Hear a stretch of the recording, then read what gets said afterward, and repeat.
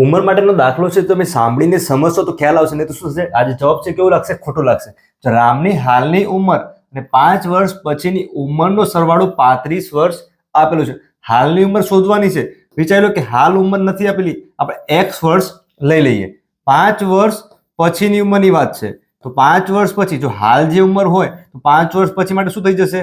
જેટલી ઉંમર હશે એની અંદર 5 શું થઈ જશે? સરવાળો છે કે પ્લસ થશે. બંનેનો સરવાળો કેટલો આપે છે? 35. કયા બંને? તો આ બંને. તો x પ્લસ આ બંને બરાબર કેટલો છે? 35. તો અહીંયા 2x પ્લસ 5 બરાબર 35. ઘણા શું કરશે?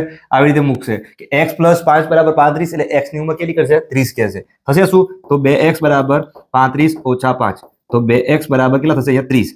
તો x બરાબર 30/2 કે x બરાબર 15. તો x આપણે શું ધાર્યું હતું? તો હાલની ઉંમર. તો હાલની ઉંમર કેટલી થશે? તો 15 વર્ષ થશે. વિડીયો પસંદ આવે લાઈક સાથે શેર કરજો.